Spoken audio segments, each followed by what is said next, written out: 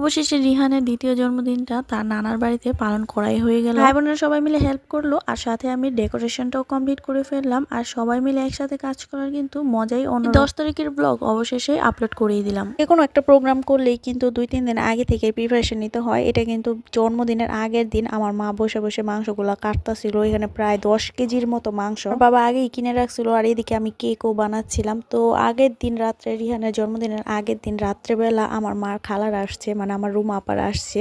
তো তারা আবার বিস্কিট নিয়ে আসছে। তো এই বিস্কিটটা আমার মার অনেক পছন্দ, এই জন্য নাকি রুমা আপা নিয়ে আসছে। আবার আমার ঘুম থেকে উঠায় বলতেছে এটা খায়া দেখ, অনেক বেশি মজা। আর এদিকে সকাল সকালে মায়েরা কাজ শুরু করে দিচ্ছে। এখানে হয়েছে পাট শাক বাজতেছে, চুকার জন্য জলপাই কাটতেছিল, কারণ আজকে বেশি সিম্পল রান্না করব, দুপুরবেলা এত ঝামেলা করব না। আজকে সকালেও মা রাস্তা টাস্তা তেমন বানায় নাই, আমরা দই চিরা খাইছি, সাথে হয়েছে চা, আর দোকান থেকে রুটি কিনে আনছিল, ভাজি কিনে আনছিল, সেগুলাই সবাই খাইছি। কারণ এত ঝামেলা করে তো কোনো লাভ নাই গা।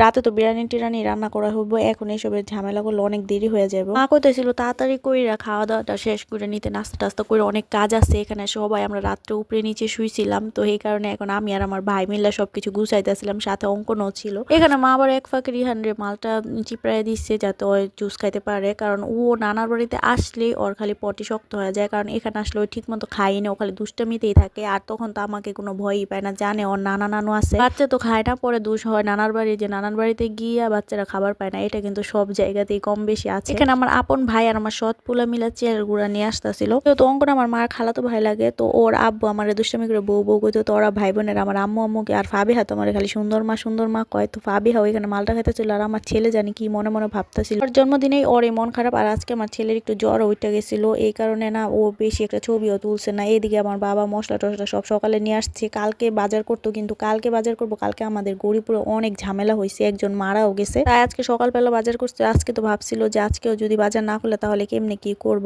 তো এদিকে আবার মুগ ডাল মা বলতেছিল 2বারে ভাইজানি, তো আমি 2বারই ভাইজানি। অনেকগুলো মুগ ডাল ছিল, কারণ এগুলো হচ্ছে বিরিয়ানিতে দিব। বিরিয়ানিতে কিন্তু মুগ ডাল দিলে অনেক বেশি মজা হয়, আর যেহেতু গরুর বিরিয়ানি তাই অনেক বেশি মজা হবে। 2 বছর ধরে আমার মা শুধু বলতেছিল জন্মদিন করব।